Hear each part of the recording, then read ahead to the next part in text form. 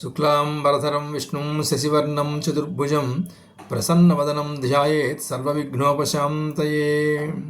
విమలపటీ కమలకుటీ పుస్తకరుద్రాక్షసహస్తపుటీ కామాక్షి పక్ష్మలాక్షి కలిత విపంచి విభాసి వైరించి. గురుబ్రహ్మ గురుర్విష్ణు గురుదేవో మహేశ్వర గురు సాక్షాత్ పరబ్రహ్మ తస్మై శ్రీ గురవే నమః. వ్యాసాయ విష్ణురూపాయ వ్యాసరూపాయ విష్ణవే నమో వై బ్రహ్మణదే వాసిష్ఠాయ నమో నమః. శాంతాకారం భుజగశయనం పద్మనాభం సురేశం విశ్వాధారం గగనసదృశం మేఘవర్ణం శుభాంగం లక్ష్మీకాంతం కమలనయనం యోగిహృద్యానగమ్యం వందే విష్ణుం భవభయహరం సర్వలోకైకనాథం. హరి ఓం తత్సత్. విష్ణు సహస్రనామాల్లో 5వ శ్లోకాన్ని ఈరోజు మనం నేర్చుకుందాం. స్వయంభూ శంభురాదిత్య పుష్కరాక్షో మహాస్వనః అనాథినిధనోధాత విధాత ధాతురుత్తమ. ఈ శ్లోకంలో 9 నామాలు ఉన్నాయి. ఇందులో మొదటిది స్వయంభూ. స్వయంభూ అంటే స్వయమేవ భవతి ఇది స్వయంభూ అంటే తనకు తానుగా కలుగువాడు అర్థం. ఈ సమస్త సృష్టికి ఆయనే కారణం కానీ ఆయనకంటూ ఒక వేరే కారణం అంటూ ఉండదు. సర్వేషాం ఉపరి భవతి సర్వం భవతి ఇది స్వయంభూ అని. అన్నింటికీ మించి ప్రకాశిస్తాడు, తనకు తానుగా ప్రకాశిస్తాడు కాబట్టి ఆయనకి స్వయంభూ అనేటువంటి నామం. స్వయమేవ స్వతంత్రో భవతి ఇది స్వయంభూ. తనకు తానుగా స్వతంత్రుడు, ఆయనను వేరెవరూ కూడా నియంత్రించలేరు. ఆయనకి ఆయనే కారణమై ఉంటాడు కాబట్టి ఆయన స్వయంభూ స్వయంభవే నమః అనే నామం ఆయనకి వర్తిస్తుంది. ఇక తరువాత నామం శంభు అని. శం భావయతి ఇది శంభు అని. శం అంటే సుఖము శుభము అని. సుఖమును శుభమును కలిగించువాడు కాబట్టి ఆయన శంభువు అని. ఇక్కడ కూడా మళ్ళీ శివుడి యొక్క నామం విష్ణువుకి చెబుతున్నారు.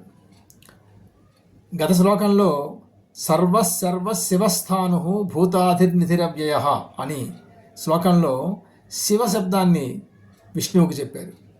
ఇక్కడ శంభువు అనే నామాన్ని మళ్ళీ విష్ణువుకి చెబుతున్నారు. అంటే ఇదంతా కూడా ఏంటంటే శివకేశవులకి అభేదాన్ని చెప్తుంది.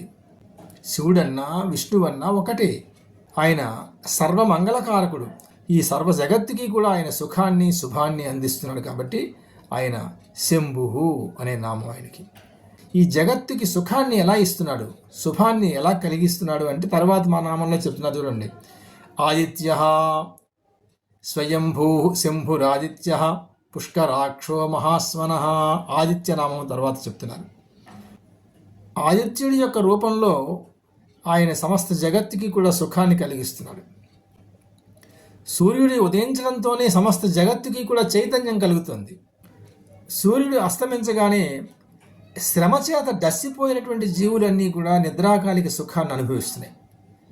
కాబట్టి సుఖాన్ని మంగళాన్ని ఆయన కలిగింపజేస్తున్నాడు కాబట్టి ఆయన ఆదిత్యుడు. ఆదిత్య రూపంలో శంభువై ఉన్నాడనమాట. ఆదిత్యుణ్ణి సాక్షాత్తు పరబ్రహ్మ స్వరూపంగా చెప్తాం. అసావాదిత్యో బ్రహ్మ అని. ఈ ఆదిత్యుడే పరబ్రహ్మము అని ఆదిత్య హృదయంలో చెప్తుంది. ఏష బ్రహ్మాచ విష్ణుశ్చ శివస్కంధ ప్రజాపతి మహేంద్రో ధనధక్కాలో యమస్సోమోప్యపాంపతి అని. ఈ ఆదిత్యుడే బ్రహ్మ విష్ణువు మహేశ్వరుడని చెప్తుంది. ఆదిత్యుడు అంటే అదితి అనేటువంటి దేవమాతకు పుట్టినటువంటి వాడు అని వేరొక అర్థం ఉంది. ఒకప్పుడు ఉపేంద్రుడై అదితి దేవమాతకు వామనావతారంలో వచ్చాడు ఒకసారి కాబట్టి ఆదిత్య అనేటువంటి నామం ఆయనకి వర్తిస్తుంది. ఆదిత్యుడు అంటే వేరొక అర్థం ఉంది. అదితి తేజస్సుతో పుట్టినటువంటి వాడు. దితి అంటే ఛేదింపదగినది అని అర్థం. అదితి అంటే ఛేదింపలేనిది, ఖండింపశక్యము కానిది అని అర్థం. ఖండింపశక్యము కానిటువంటి ఒక దివ్యమైనటువంటి తేజస్సుతో ఉంటాడు ఆయన కాబట్టి ఆయన ఆదిత్యుడు. ఖండింపశక్యం కానిటువంటి దివ్యమైన తేజస్సు అంటే ఏమిటి? ఆత్మశక్తి. ఆత్మశక్తియే అచ్ఛేద్యమైనటువంటిది, అఖండమైనటువంటిది. కాబట్టి సూర్య ఆత్మ జగతస్తస్తుషశ్చ అని ఈ సూర్యుణ్ణి ఆత్మశక్తిగా చెప్తోంది వేదం. ఈ సమస్త జగత్తుకి కూడా సూర్యుడిని ఆత్మగా చెప్తూ ఉంటారు. ఎంచేతనంటే ఈ జగత్ అంతటికీ కూడా చైతన్యాన్ని కలిగించినటువంటి వాడు సూర్యుడు. కాబట్టి సమస్త గ్రహమండలాలు, సమస్త జీవరాశులు అన్నీ కూడా ఆయన వల్లనే చైతన్యాన్ని పొందుతూ ఉంటాయి. కాబట్టి ఆయన ఆదిత్యుడు అని అంటారు. ఆదిత్యాయ నమః అని. ఇక తరువాత నామం పుష్కరాక్ష అని. పుష్కరము అంటే పద్మము అని అర్థం. పద్మముల వంటి నేత్రములు కలవాడు అని అర్థం. ఆదిత్యనామం చెప్పిన వెంటనే పుష్కరాక్షుడు అని చెప్తున్నారు. అంటే పద్మాలు సూర్యుడి వల్ల వికసనాన్ని పొందుతాయి కాబట్టి పుష్కరాక్ష అని. పద్మముల యొక్క రేకులు ఎలా విశాలంగా ఉంటాయో ఆయన కూడా అలాంటి విశాలమైన దృష్టి కలిగినటువంటి వాడు. విశాలమైన దృష్టి అంటే ఈ జగత్తంతటినీ కూడా ఆయన చూస్తూ ఉంటాడు. అందుచేతనే సూర్యుణ్ణి జగన్నేత్రుడు అంటారు, కర్మసాక్షి అంటారు. పుష్కరః అక్షః అని కూడా విడదీసి చెప్పచ్చు. పుష్ అంటే పుష్టిని, కరహ కలిగించువాడు అని. ఈ సమస్త జగత్తుకి కూడా ఆయన పోషకత్వాన్ని వహిస్తాడు. ఈ సమస్త జగత్తుని పోషించినప్పటికీ కూడా ఆయన అక్షుడు, అక్షః అంటే క్షయము లేనిటువంటి వాడు. లోకంలో అన్నింటినీ పోషిస్తున్నటువంటి వాడు తాను తరిగిపోతూ ఉంటాడు. కానీ ఆయన అన్నింటినీ పోషిస్తున్నప్పటికీ కూడా ఆయన అక్షుడై ఉంటాడు, అంటే క్షయము కాకుండా ఉంటాడు. పుష్కరః అక్షః, పుష్కరాక్షః అని. ఇక తరువాత నామం మహాస్వనః అని. స్వనము అంటే శబ్దం. మహత్తరమైనటువంటి శబ్దస్వరూపుడే ఆయన. మహత్తరమైనటువంటి శబ్దం అంటే ఏది? ఈ సృష్టిలో సమస్త శబ్దములు కూడా ఓంకారం నుంచే వచ్చే, అది ఏ మహాస్వనం. మహాస్వనము అంటే ఓంకారం. ఈ ఓంకార స్వరూపుడై ఉంటాడు ఆయన. ఇంకొక అర్థం ఉంది. మహాస్వనములు అంటే వేదములు అనే అర్థం ఉంది. ఎంచేతనంటే వేదములు ఎవరి చేత వ్రాయబడలేదు. అంచేత వేదాలు భగవంతుడి యొక్క శబ్దస్వరూపాలు కాబట్టి అవి మహాస్వనములు అని అర్థం. అంటే వేదస్వరూపుడు అని అర్థం. ఇంకా మహాస్వనము అంటే మరొక అర్థం ఉంది. ఈ సమస్త శబ్దముల యొక్క వినికిడి కూడా ఒకే ఒక శబ్దం వల్ల వినబడుతూ ఉంటాయి. ఆ ఒక్క శబ్దము లేకపోతే ఈ సృష్టిలో ఏ శబ్దంతోనే ఇంకా జీవుడికి పని లేదు. తన హృదయాంతరాలంలో నిత్యము వినబడేటువంటి ఈ శబ్దం చేతనే ఆ జీవుడు మంగళస్వరూపుడై ఉన్నాడా లేదా అని చెప్పడానికి సాధ్యపడుతూ ఉంటుంది. దానిని కూడా మహాస్వనం అని అంటాం. భగవంతుడు ఉన్నాడన్నవాడికి లేడన్నవాడికి కూడా ఆయనే ఆ శబ్దస్వరూపుడై తనలోనే ఉంటాడు. కాబట్టి మహాస్వనః అనే నామం ఆయనకి వర్తిస్తుంది. ఇక తరువాత నామం అనాది నిధనః. నిధనము అంటే మరణం. అంటే ఆది అంతములు లేనటువంటి వాడెవడో ఆయన అనాది నిధనుడు. ఆద్యంతరహితుడైనటువంటి పరబ్రహ్మమునకు నమస్కారము. అలాగే తరువాత నామం ధాత అని. డుధాయ్ ధారణే అనే ధాతువు నుండి ధాత అనేది వచ్చింది. అంటే సమస్త సృష్టిని కూడా ధరించువాడు, పోషించువాడు ఎవరో ఆయన ధాత. అనంతాది రూపేణ విశ్వం బిభర్తి ఇది ధాత.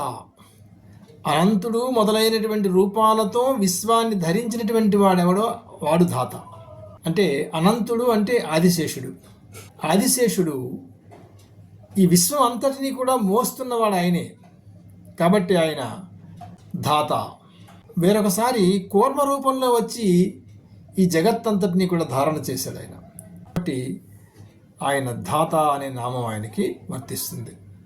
ఇక తరువాత నామం విధాత, విధాత్రే నమః అని. ఈ ధాత విధాత రెండు ఒకేలా వినిపిస్తాయి కానీ అర్థాలు వేరుగా ఉంటాయి. విధాత అంటే ఒక విధానమును ఏర్పరిచి పోషించేటువంటి వాడు ఆయన విధాత. ఒక క్రమ పద్ధతిలో ఆయన పోషణ చేస్తూ ఉంటాడు. ఈ ఋతువులు, ఈ గ్రహమండలాల యొక్క కదలిక, అలాగే ఈ సమస్త జీవుల యొక్క కర్మలకు అనుగుణమైనటువంటి ఫలితాలను ఇస్తూ ఉండడం, పంచభూతాల యొక్క ఉనికి, ఇలా ఒక క్రమపద్ధతిలో ఆయన ఈ జగత్తుని రక్షిస్తూ ఉంటాడు కాబట్టి ఆయన విధాత అనే నామం.